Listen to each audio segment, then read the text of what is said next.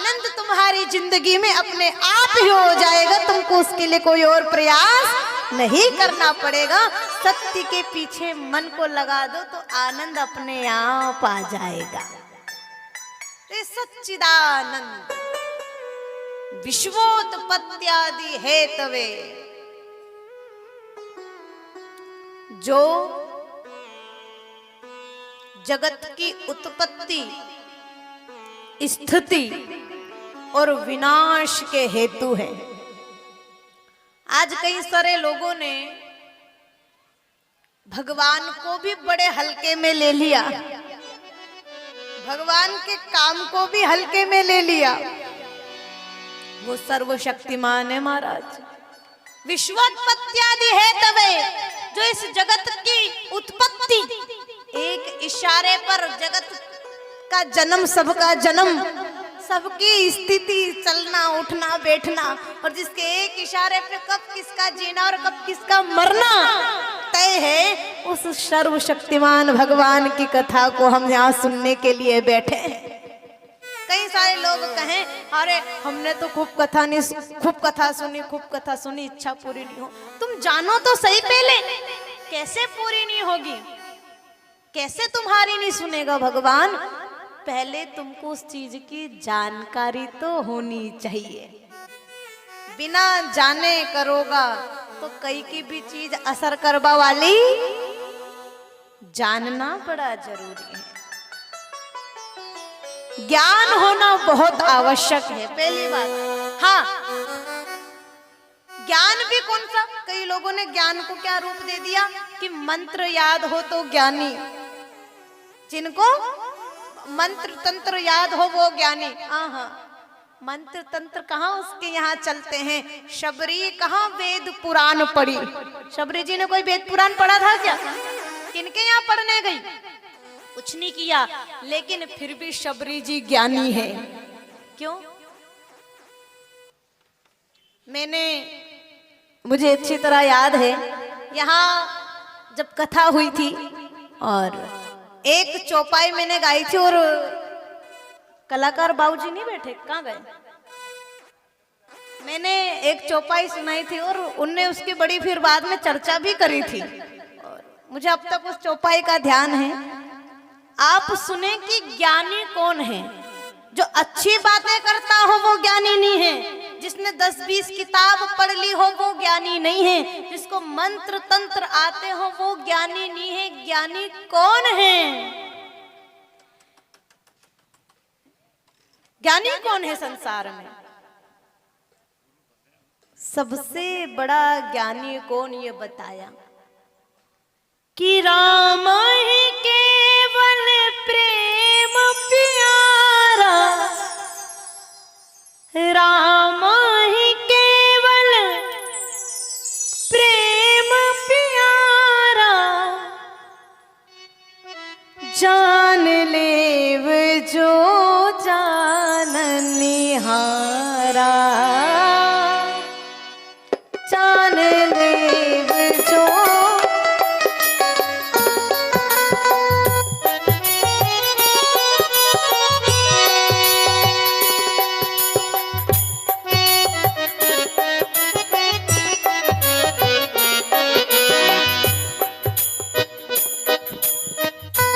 क्या लिखा कि राम ही केवल प्रेम प्यारा, जान लेव जो जाननी।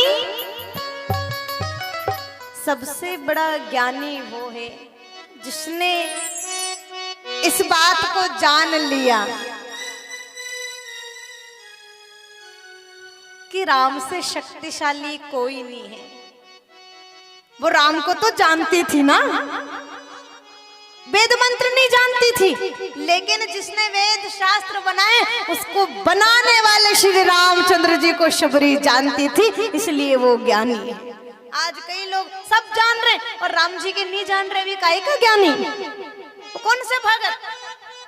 शबरी जी ने पहले ही कह दी थी कि मैं शबरी भिलनी की जाई, भजन भाव नहीं जानू रे, मैं शबरी भिलनी की जाए,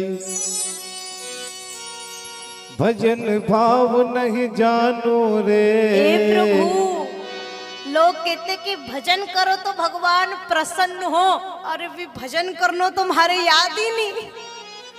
अब कैसे रिझाऊं? फिर भी राम तुम्हारे दर्शन के हित वन में जीवन पालो रे। राम तुम्हारे दर्शन के हित वन में जीवन पालो रे। और विनती है आपसे कि चरण कमल से निर्मल कर दो, चरण कमल से निर्मल कर दो, दासी की झोपड़िया। रामा रामा रटते रटते। ताली सेवा देने मिलकर के सभी और एक साथ गाएंगे। बीती रे उमरिया, रामा रामा रटते रटते, बीती रे उमरिया।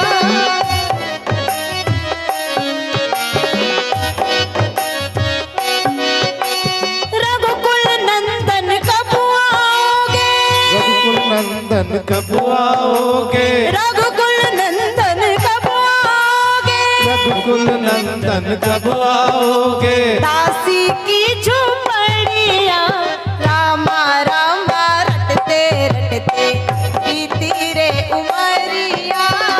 राम राम रटते रटते बीती रे उमर।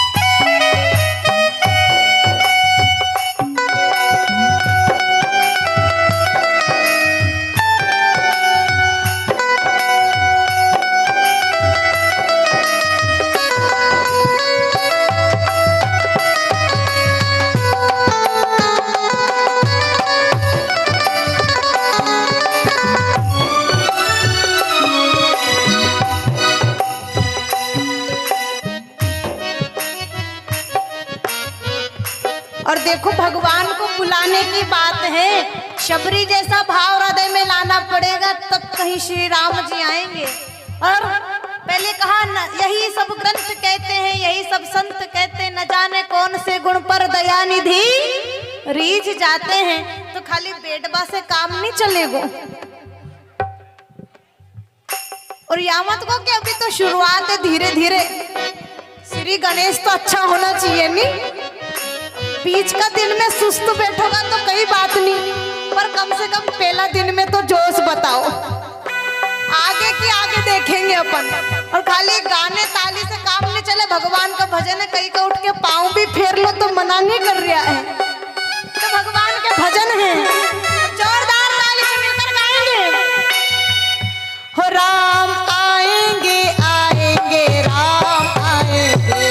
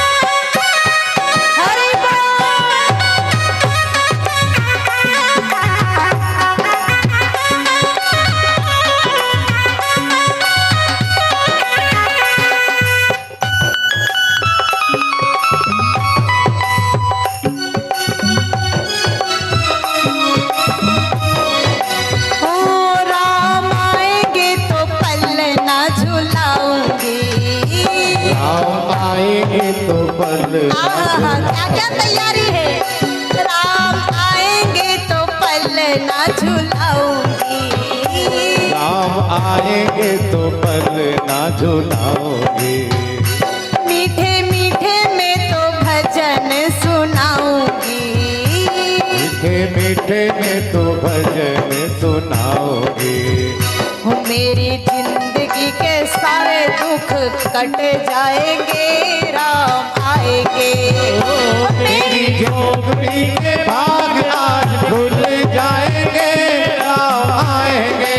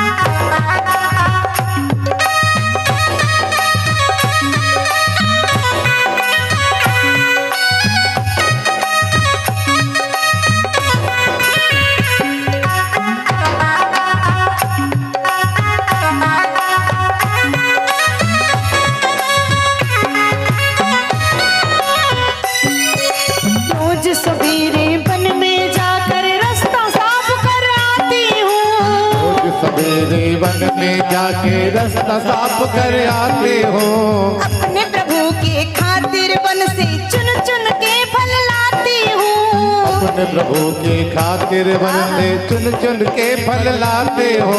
रोज सवेरे वन में जाकर रास्ता साफ कर आती हूँ, रोज सवेरे वन में जाके रास्ता साफ कर आते हो, अपने प्रभु के खातिर वन से चुन चुन के फल लाती हूँ, अपने प्रभु के खातिर वन से चुन चुन के फल लाते हो। मीठे मीठे पेरन से, मीठे मीठे पेरन से भर लाई रे जो पानिया, रामा रामा रामा रामा रटते रटते बीती रे उमरिया, रामा रामा रटते रटते बीती रे उमरिया, बीती रे उमरिया,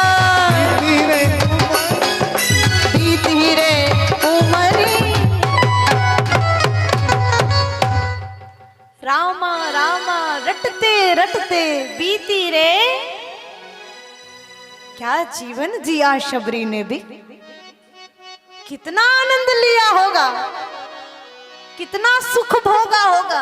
कई लोग कहे शबरी जी ने तो सारे सुख छोड़ दिए, कई सारे लोग ये बात कहे कि शबरी जी ने राम जी को पाने के लिए सारे सुख छोड़ दिए। अरे मूर्ख इंसान, सारे दुख छोड़कर शबरी जी ने सुख के पीछे भागी थी। कई लोग बोले शबरी जी ने संसार के सुख छोड़ दिए। अरे सबसे बड़ा सुख तो उस शबरी ने ही पाया था जिसने दिन रात बैठकर सिर्फ राम राम गाया था। उससे ज्यादा सुखी संसार में और कौन होगा। हमारी जिंदगी में जब दुख आता है तब सुख पाने के लिए हम भगवान का नाम जपते हैं। अब बताओ, वो तो दिन रात राम राम करती, उनकी जिंदगी में कोई दुख हो सकता है? दिन रात खाली भगवान के भजन में लगी हैं। और जहाँ श्री रामचंद्र जी के प्रति भाव हृदय मन में कोई बैठा रहे, श्री राम जी के भगत जहाँ विराजमान हो, श्री राम की कथा, श्री राम का नाम जिस जगह विराजमान हो, वहाँ पर तो दुख तकलीफ कभी आ ही नहीं सकता। ये उनकी कृपा की ताकत है। देहिक देविक भौतिक तापा, नहीं सुनी कहीं? देहिक पीछे की बेटे हुआ, मैं जब से ढूंढ रही, आगे आगे विराजो, पहला तुम ये इधर विराजो, इधर सामने। देहिक देविक भौतिक ताप राम राज का हूँ नहीं व्यापार।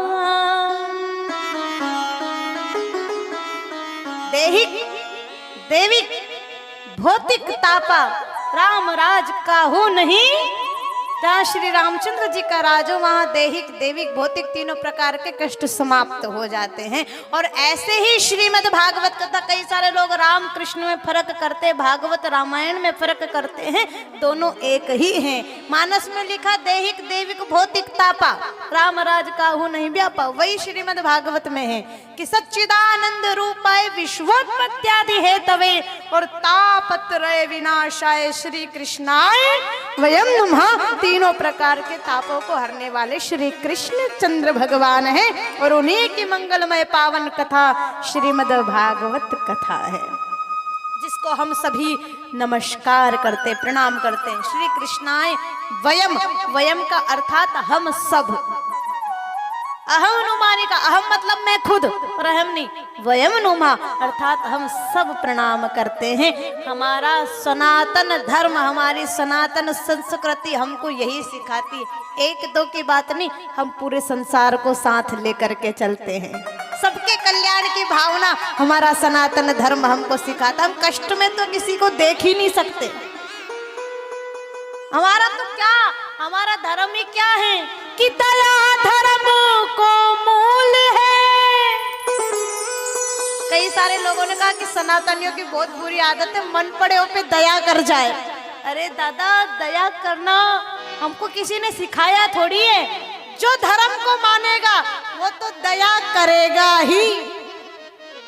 दया धर्म को मूल है और पाप मूल अभिमान। धर्म की जड़ तो दया ही है, दया तो रहती है। वो दयालु भगवान है, उसके अंदर दया है और उसके भक्तों के अंदर भी दया भरी रहती है। उसके भक्त भी सबके लिए दया सोचते। अभी शबरी जी की कथा सुनी, इनके मन में क्या था? दया ही तो थी। जब इनका विवाह हो रहा था शबरी जी का, तो भाई भील जाति से थी। नियम था कि उनमें जब भी खुशी का कोई अवसर आता था तो बलि चढ़ाकर कई सारे जीवों को मारा जाता था। उनका खाना पीना ऐसा था। तो शबरी जी का विवाह हो रहा था, तो शबरी जी ने सोचा अगर मेरा विवाह हुआ तो यहाँ भी कई सारे जीवों को ये लोग मार देंगे। और उन सब जीवों की देख करके शबरी जी को दया आ गई। मेरी खुशी के चक्कर में इन सबको मार दिया जाएगा। तो शबरी जी शादी का मंडप छोड़ के भाग गई कि कभी मैं ब्याह भी नहीं करूंगा तो कोई मरेगा ही नहीं। तो शबरी जी मंडप छोड़ के भाग गई। क्यों? दया थी सबको बचाने के लिए। और जो दूसरों के कल्याण की भावना रखता है ना, भगवान उसके साथ कभी बुरा होने दे ही नहीं सकता। श्री तीन लोक के स्वामी रामचंद्र जी शबरी जी के द्वार पे ऐसा भाग जागा था। और उनकी ये पावन कथा तापत्रय विनाशाय श्री कृष्णाय वयम नमः, उनका ध्यान किया गया। व्यास जी महाराज ने इसकी रचना की, गणेश जी ने लिखा और जगत के कल्याण के हेतु इसको तैयार किया गया। क्या महिमा श्रीमद् भागवत कथा की बताए महाराज, अपार है। जानो तो सही, ये असर कब करेगी? जब जान जाओगे, आपको उसकी जानकारी तो हो। प्रथम दिवस श्रीमद् भागवत कथा के महत्व के लिए ही होता है कि बताया जाए कि श्रीमद् भागवत कथा का महात्म्य क्या है। कई जगह इसकी रचना की गई, तैयारी की गई। गणेश जी महाराज ने इसको लिख दिया। जगत में प्रचार प्रसार श्रीमद् भागवत कथा का किया गया। श्री शुकदेव जी महाराज का जन्म होता है। श्री शुकदेव जी महाराज के द्वारा ही संसार में भागवत कथा का प्रचार होता है। भागवत के वक्ता बने श्री शुकदेव जी महाराज। सूत जी से सनकादिक ऋषियों ने प्रश्न पूछा और निवेदन किया कि हे भगवान, हमने कथाएं तो बहुत सुनी हैं, लेकिन अब हमको सब कथाओं का सार सुनना है। कथा सारम मम करुण रसायनम। कथाएं बहुत सुनी, लेकिन अब सब कथाओं का ऐसा सार सुनाओ जिससे कानों में भी रस घुल जाए और हमारी जिंदगी में भी आनंद की लहर हो जाए। कोई ऐसे कथाओं का सार सुनाओ। तब सूत जी ने कहा कि सब कथाओं का सार तो केवल एक ही है, जिसका नाम है श्रीमद् भागवत कथा। ये सब कथाओं का सार है। इसी को तो सुनने के लिए ब्रह्मलोक छोड़ करके आ गए थे, कथा सुनने के लिए। सनत कुमार ब्रह्मलोक छोड़ करके आए केवल श्रीमद् भागवत कथा सुनने। और एक बार इन्हीं सनत कुमार के पास नारद मुनि का आगमन हुआ। जैसे ही नारद जी आए सनत कुमारों के पास, नारद जी से पूछा, नारद जी आज आप इधर? हाँ बस आया। तो कि थोड़े दुखी से लग रहे हो, कोई चिंता की बात है? तो नारद जी ने कहा, हाँ क्या बताऊं, थोड़ी सी परेशानी है। तो सनत कुमार ने कहा, कैसी बात कर रहे हो, भगत को परेशानी, ऐसी उदासी? हमने तो सुना है कि हरि को दास कदी होवे ना उदास। जो हरि भगत रहते हैं वो कभी उदास नहीं रहते, फिर आप इतने दुखी से क्यों हो? तो नारद जी ने कहा, मैं अपनी वजह से दुखी थोड़ी हूं, तो फिर क्यों परेशान है? तब नारद जी ने कहा, मैं तो इस जमाने को देखकर दुखी हो गया हूं। संसार में देखो, जहां देखो वहां पाप ही पाप बढ़ रहा है, अधर्म ही अधर्म है, झूठ का बोलबाला है। प्रेम भाव तो यूं मानो संसार में बचा ही नहीं है। घर घर की दशा इतनी बुरी हो गई है, एक भाई यूं जा रहा तो एक भाई यूं जा रहा, सासू बहू में यूं, पति पत्नी में देखो तो दिन रात लड़ाई, बाप बेटा में नहीं बन रही है। छोरो के रे दाई जी चुप रहो, तुम्हें सूझनी पड़े। आग बता रही हूं, बाप दुखी बैठे हो।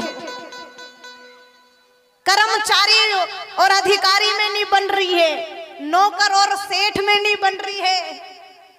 वो मालिक अलग तान रहे, नौकरों के अलग तान रहे, तुम रहने दो। आपस में सब गड़बड़ चल रहा है। जिन जिन को आपस में निभा के चलना था, वे सब एक यूं जा रहा है और एक यूं जा रहा है। और सब लोगों की ऐसी दशा देखकर मैं दुखी हूं। काम करने में कोई पीछे नहीं है, मेहनत अपनी जगह सब कर रहा, पर फिर भी लोगों के जीवन में सुख नहीं है, सुख नहीं। और उन सब लोगों को दुखी देखकर मैं दुखी हो गया हूं। आज के समय में स्थिति क्या हो रही है? पहले के समय में आप देखो, लोगों के पास में व्यवस्थाएं कम होती थी, रहने के ऐसे पक्के मकान नहीं हुआ करते थे, आने जाने के लिए गाड़ी घोड़ा नहीं था, पहनने ओढ़ने के लिए इतना बढ़िया कपड़ा, ऐसा गहना रकम नहीं होता था, खाने के लिए इतने पकवान नहीं होते थे। अरे पकवान छोड़ो, बर्तन भी गिनती का रहता था घर में, ऐसा समय था। लेकिन फिर भी फर्क देखना आप, छोटा घर रहता था पर फिर भी 4-4 5-5 भाई भेला में रहता था। और आजकल देखो, बड़ा बड़ा घर तान लिया पर बाप बेटा भी भेले नहीं रहे, बड़ा बड़ा घर बना लिया। अरे कहीं ने तो इतना बड़ा घर बना लिया कि दीदी आधा कमरा के तो हम झाड़ू भी नहीं निकाला, पाउना है जदे तालो खोला, मजे का भाई। कहीं हम भी जाए कई जगह, बोले कि दीदी ये कमरा तो बंद ही रहता है, आप आई तो खुल गई। मैं चलो हमारा बायना से कमरों तो साफ करियो, कहीं करो। बड़े बड़े बना लिए, रहने वाला कोई नहीं। पहले खाना कम था पर क्या 3-3 4-4 लोग साथ बैठ के खाना खाए। आजकल तो ऐसी दशा कर दी कि सासू को मुंडो देख ले तो वो बहुत थाली खसका जाए, अरे एको का मुंडो दिख गयो, रोटी नहीं उतरे। ऐसी दुश्मनी लोगों को, कहीं करोगा तुम तो कमा के बताओ। और चलो घर परिवार में सुख है, तो बेचारा उनने शरीर इतो बिगाड़ लियो, इतो शरीर बिगाड़ लियो कि भी नोट इतना कि मन चाहे वह चीज खरीद ले, पर शरीर असो की खाई नहीं सके। नी हमारे मीठो बंद है, हाँ हाँ, तेल मसालो डॉक्टर ने बंद कर दियो। कितना परहेज चल रहा, पहले इतना परहेज भी नहीं करता था, गोली दवाई भी कहाँ समझता था, लोग इतने वही कही है जो हाथ में आई हुई खा ले। क्यों, क्या हो रहा है? इतना कर रहे हैं, इतना कर रहे हैं, फिर भी दुख हो मिल रहे हैं। किस काम का ऐसा भागा दौड़ करना, किस काम का हमारा सब व्यवस्था है जमाना, किस काम का जीवन है हमारा? फिर क्यों कर रहे हैं ये सब, क्यों दुख मिल रहे हैं? कारण क्या है? हमने ईश्वर से लगन खत्म कर दी। सबको समय देने के चक्कर में हमने भगवान को समय देना बंद कर दिया है। आजकल देखो, पहले सब था, भगवान का भजन करता था मिलके प्रेम से, दादा पोता साथ मंदिर जाता था, बाप बेटा जाता था, भजन करता था, कीर्तन करता था, सुमिरन करता था, कथा सुनता था। आजकल देखो घर में बूढ़ा के एक के ड्यूटी लगा दी कि मारा दादाजी अगरबत्ती लगाए, बाकी लोगों ने फुर्सत ही नहीं। ईश्वर के लिए तुम समय नहीं निकाल पा रहे हो, तो तुम्हारे लिए भी कोई संसार में समय निकालने वाला नहीं बचेगा। ये धन दौलत सब धरा का धरा रह जाएगा। एक चीज याद रख लेना, जो परमात्मा से प्रेम करता है, संसार उसी से प्रेम करता है। और जो परमात्मा से प्रेम, मैं यूं नहीं कहूं संसार से मतलब नहीं है, अगर तुमको संसार से मतलब रखना है, तुम चाहते हो कि संसार में सब तुमको हथेली पे झेले, तुम चाहते हो कि संसार में सब तुमसे प्रेम करे, तुम सबसे सबके प्यारे बनो, सबके लाडली बहू लाडली छोरी बनो, मैं ही घर में सबसे लाडला को बड़ो फायदो रे, नहीं सारी जमीन होके ही नाम रे, सबसे पहला जिम्मेदारी होके ही मिले।